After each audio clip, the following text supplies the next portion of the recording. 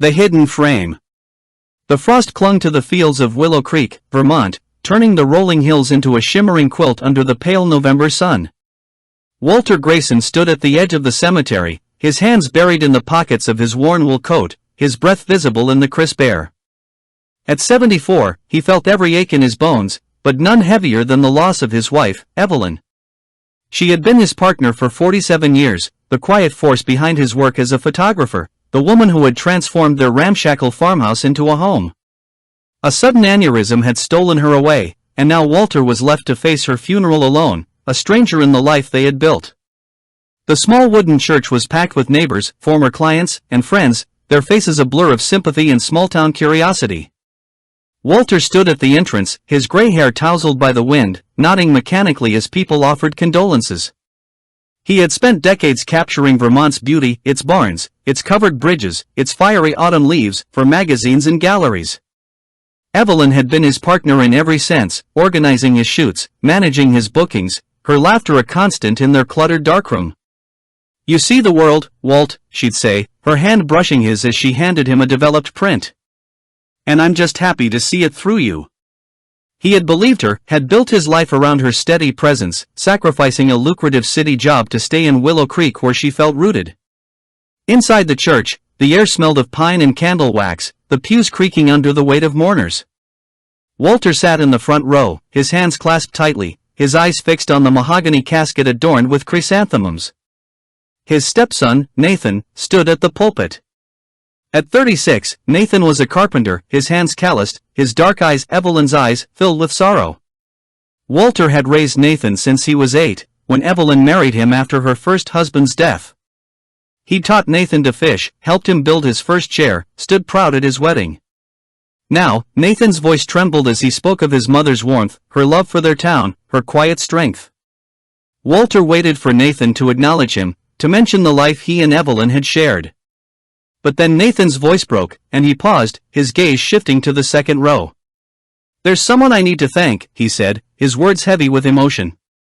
"Someone who was Mom's true confidant, who gave her joy in her final years. Claire Thornton." The name struck Walter like a shard of ice. A murmur swept through the church, and all eyes turned to a woman in her early 50s, rising briefly from her seat.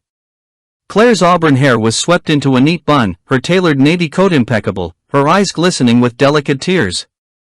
Walter's breath caught.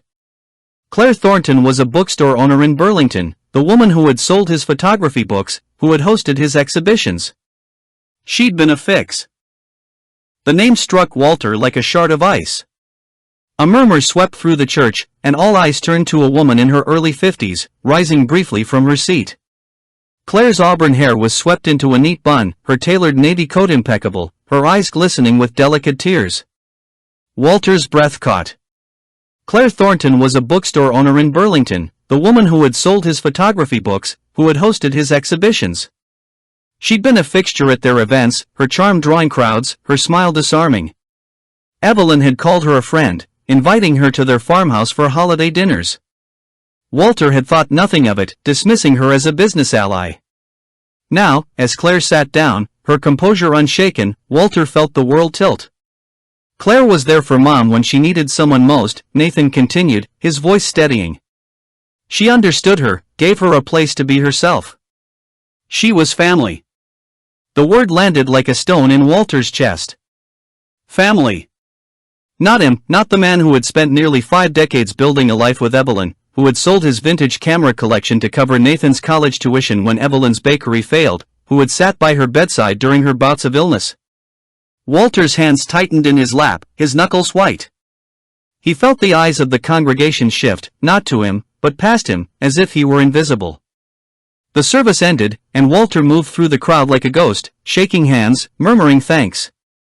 He saw Nathan approach Claire, their embrace lingering, and something in him cracked.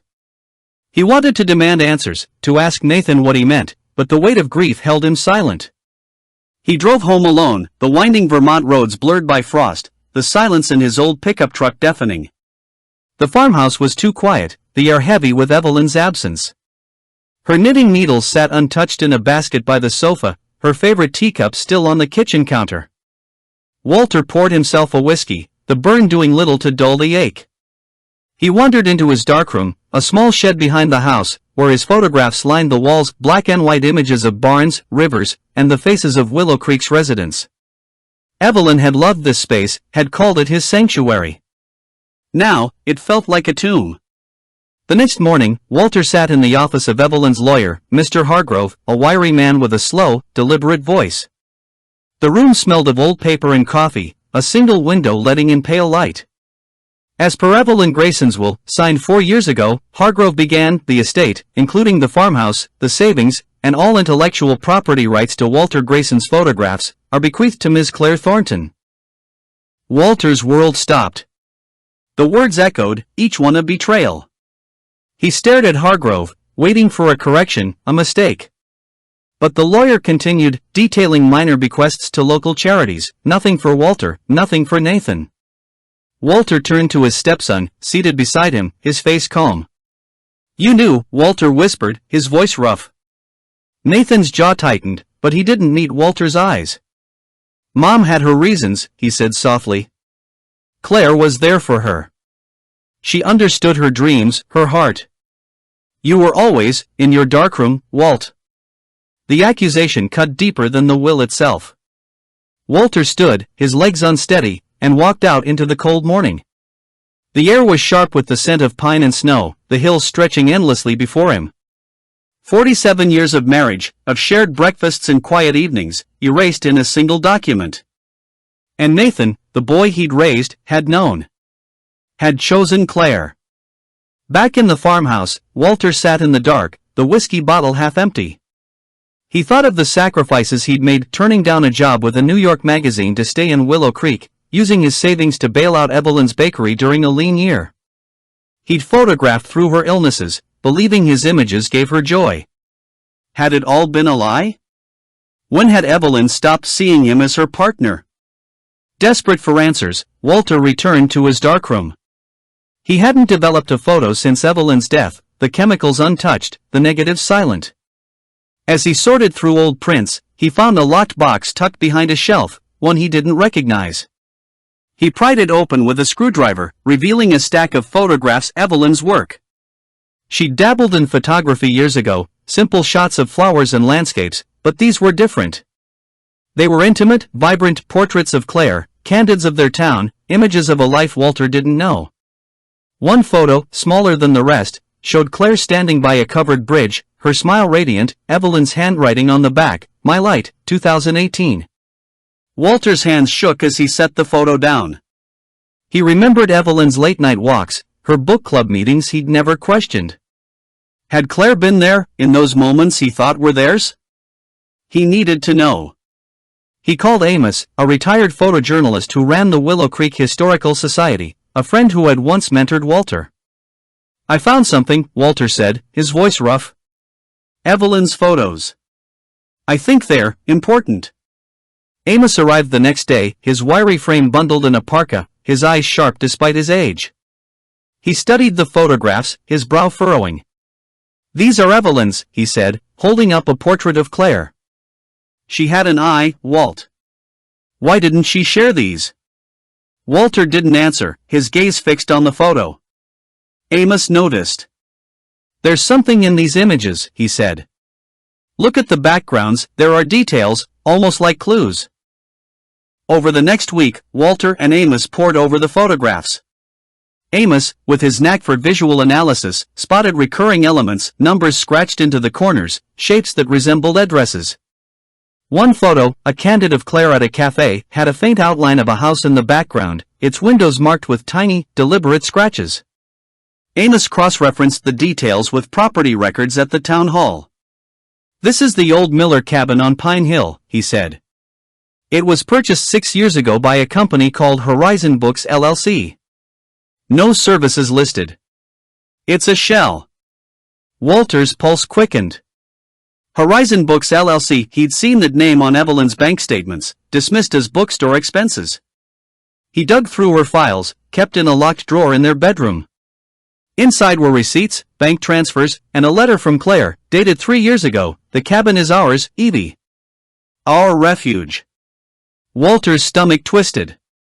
The Miller cabin was a place he and Evelyn had hiked to early in their marriage, a spot they'd dreamed of restoring. Had it been hers and Claire's all along? He hired a lawyer, Ellen Carver, a no-nonsense woman in her 50s who specialized in estate disputes. Her office was a small space above a hardware store, the air heavy with the scent of sawdust. Walter laid out the photographs, the documents, his voice steady despite the tremor in his hands. Evelyn left everything to Claire, he said. But these photos, they're proof she was hiding assets. I want them back. Ellen studied the evidence, her expression calm but focused.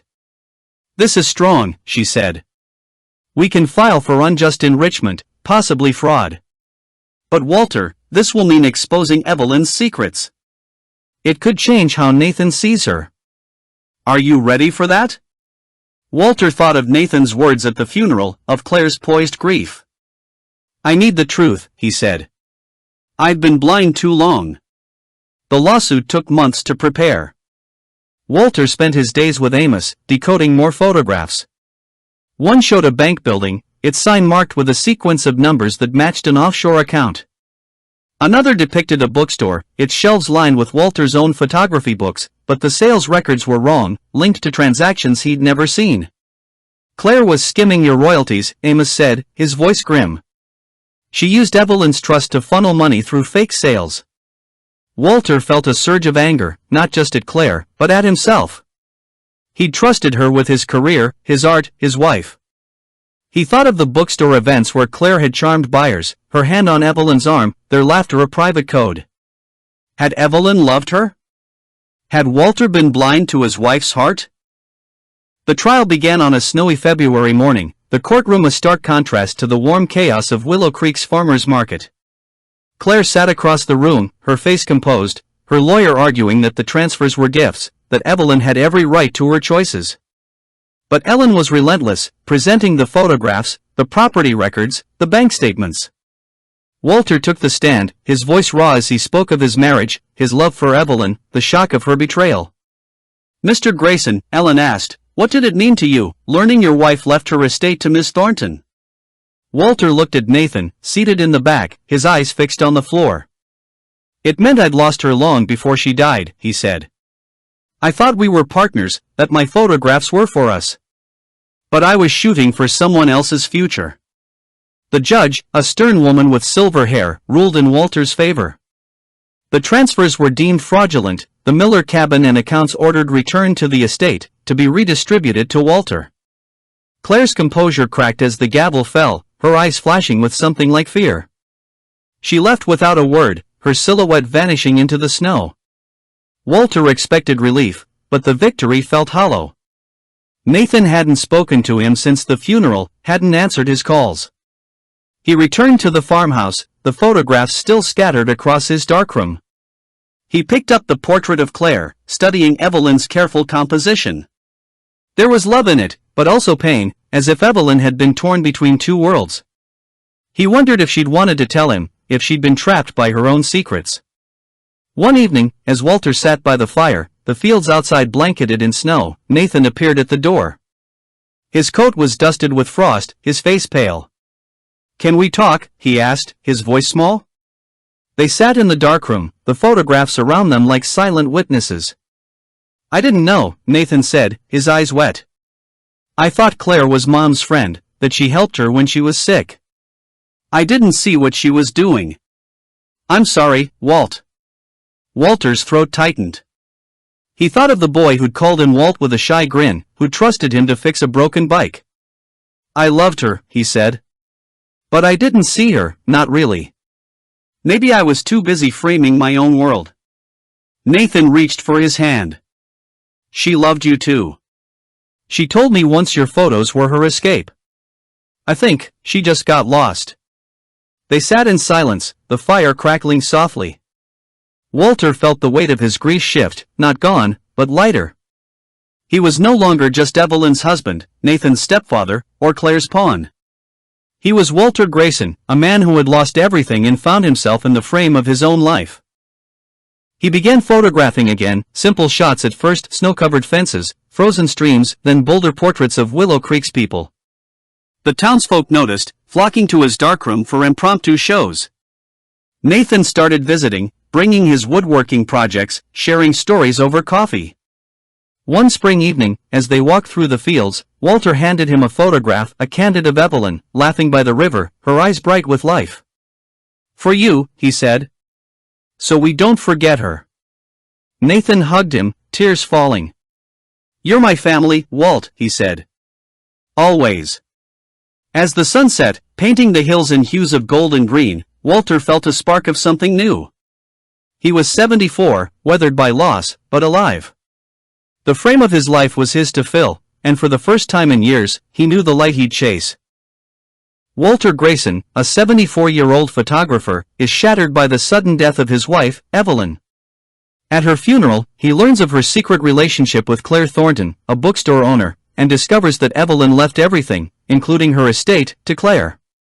As Walter unravels the truth, he finds hidden photographs and financial discrepancies that reveal Claire's betrayal. A legal battle ensues, and while Walter reclaims his wife's hidden assets, he also uncovers painful truths about his marriage. In the end, Walter finds healing not through victory, but through the honesty of his past and a renewed connection with his stepson, Nathan. The story explores loss, betrayal, and the courage to seek the truth, teaching that only by confronting our painful truths can we reclaim our lives.